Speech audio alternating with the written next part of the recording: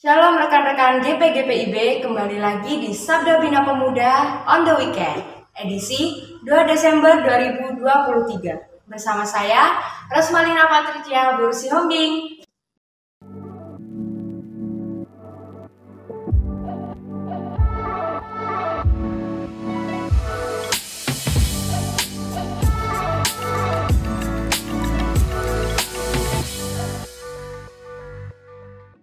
Baik teman-teman, sebelum kita mendengarkan Sabda Bina Pemuda, mari kita bersatu di dalam doa. Bapa yang baik, Bapa yang bertahta di dalam surga, kami mengucap syukur Tuhan karena kasih setiamu, kami masih bisa melakukan aktivitas kami pada hari ini Tuhan. Ya Tuhan, sebentar lagi kami akan mendengarkan firman-Mu, kiranya Tuhan berkati hamba-Mu ini Tuhan, kiranya apa yang anak-Mu sampaikan dapat dipahami dan dapat kami mengerti, sehingga dapat kami lakukan di kehidupan kami sehari-hari ya Tuhan.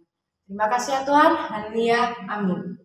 Rekan-rekan, mari bersama kita membuka Alkitab kita yang terdapat dalam Zakaria 7 ayat 7-9 yang menyatakan, bukankah ini firman yang telah disampaikan Tuhan dengan perantaraan para nabi yang dahulu, ketika Yerusalem dengan kota-kota yang di sekelilinginya masih didiami orang dan masih sentosa dan tanah Negeb dan daerah bukit masih didiami, firman Tuhan datang kepada Zakaria bunyinya, demikianlah firman Tuhan semesta alam, laksanakanlah hukum yang benar dan tunjukkanlah kesetiaan dan kasih yang kepada masing-masing. Demikian firman Tuhan. Rekan-rekan pemuda, pembacaan kita pada hari ini berjudul Tunjukkanlah Kasih dan Kesetiaan. Sobat muda, pernahkah mendengar tentang sisu? Sisu adalah way of life, cara hidup masyarakat Finlandia yang selama ini dipegang erat hampir selama 500-60 tahun. Prinsip sisu sangat sederhana, yaitu hidup yang memiliki tujuan. Jika diartikan secara makna kata, sisu berarti kekuatan dan daya tahan. Prinsip inilah yang membuat masyarakat Finlandia tahan ketika menghadapi berbagai kesulitan hidup. Finlandia bukanlah negara besar dan merupakan bekas jajahan Rusia. Saat ini, Finlandia berhasil mendapatkan predikat negara paling bahagia di dunia.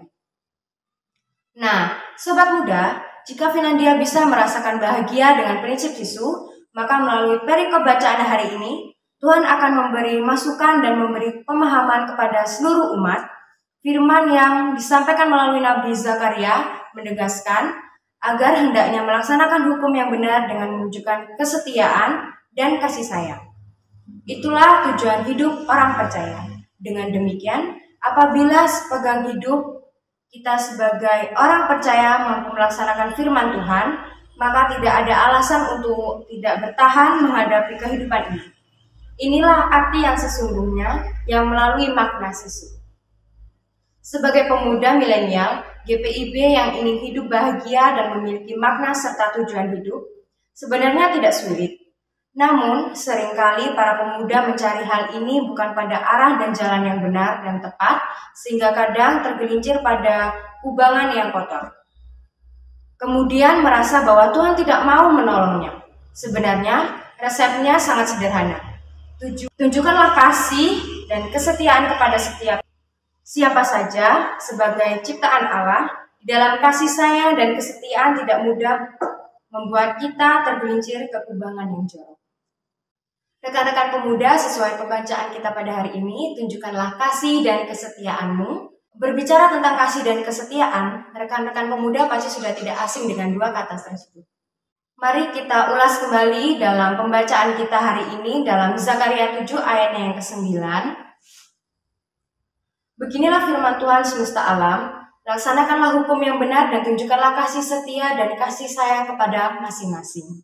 Baik rekan-rekan pemuda, poin penting firman Tuhan hari ini adalah menunjukkan kasih kesetiaan kita kepada Tuhan dan sesama kita. Menunjukkan kasih dan kesetiaan kepada Tuhan tidak hanya diukur saat kita rajin datang beribadah, tidak pernah absen dalam ibadah, rajin melakukan pelayanan, memberikan kolekte yang jumlahnya sangat besar. Tetapi kasih dan kesetiaan kepada Tuhan itu diukur bagaimana saat kita setia dalam setiap percobaan, selalu mengandalkan Tuhan dalam setiap masalah kita, selalu berusaha dan bekerja saat Tuhan mau memberikan kita yang terbaik dan kita memberikan juga yang terbaik kepada Tuhan. Ketika kita meminta pekerjaan kepada Tuhan, Tuhan, saya ingin sekali pekerjaan. Kenapa Tuhan belum kasih pekerjaan itu kepada saya? Kenapa Tuhan belum kabulkan setiap doa saya saat saya meminta sesuatu kepada Tuhan? Atau ketika kita sudah mengerjakan tugas-tugas sekolah kita, saat kita sudah memberikan yang terbaik untuk sekolah kita, tapi kita belum mendapatkan nilai yang terbaik. Kenapa ya teman-teman? Dari kedua contoh tersebut mempunyai masalah yang berbeda. Yang pertama, dia datang kepada Tuhan tapi dia tidak mau berusaha. Dan yang kedua, dia mau berusaha tapi tidak mau datang kepada Tuhan. Makanya, ketika apa yang kita inginkan tidak terkabul, kita baru datang kepada Tuhan bukan untuk bersukacita, melainkan untuk mengutuki Tuhan. Lalu kita sering bertanya-tanya, Tuhan kenapa? Tuhan kenapa? Kenapa kok kayak gini? Seharusnya gak kayak gini Tuhan. Kenapa ya Tuhan? Ingat teman-teman, ada istilah olah et labora, berdoa dan bekerja. Di saat kita datang kepada Tuhan, kita juga harus berusaha yang terbaik untuk mendapatkan apa yang kita inginkan. Seperti tadi saat kita meminta kepada Tuhan untuk meminta Tuhan memberikan pekerjaan kepada kita, kita juga harus berusaha mencari pekerjaan tersebut dan menekuni pekerjaan tersebut. Begitu juga saat kita meminta pasangan hidup kepada Tuhan. Tuhan, aku pengen pasangan hidup, aku capek sekali jomblo. Kenapa sih Tuhan belum kasih pasangan hidup buat saya? Tetapi setelah Tuhan kasih kepada kita, kita lupa kepada Tuhan. Ketika Tuhan memberi kita pasangan hidup, tetapi kita tidak menjaganya karena tidak sesuai dengan apa yang kita inginkan, mungkin dia kurang baik, atau tampilannya kurang menarik buat kita, entah dia kurang cantik atau tampan, makanya kita tidak bersyukur akan hal itu. Poin yang kedua adalah berbicara tentang kasih kepada sesama kita. Baik itu beda agama atau seagama, baik dia beda ras, beda suku, beda bahasa, dan tata budaya, kita tetap harus mengasihi sesama kita.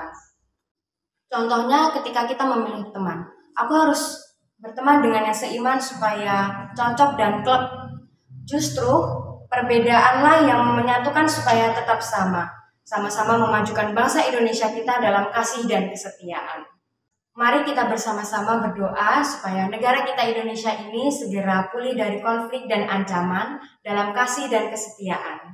Baik rekan-rekan, kiranya firman kali ini menjadi pelajaran untuk saya dan rekan-rekan pemuda untuk terus berpengharapan kasih dan kesetiaan kepada Tuhan, untuk terus berpengharapan kepada Tuhan dalam setiap percobaan. Baik rekan-rekan, untuk menutup pembacaan kita hari ini, mari kita bersatu di dalam doa. Bapa yang baik, terima kasih Tuhan untuk penyertaan-Mu karena kami telah mendengarkan sedikit firman-Mu Tuhan, kiranya firman yang telah disampaikan dan apa yang telah kami dengar dapat kami lakukan dan kami praktekkan dalam kehidupan kami sehari-hari. Terima kasih ya Tuhan, haleluya, amin.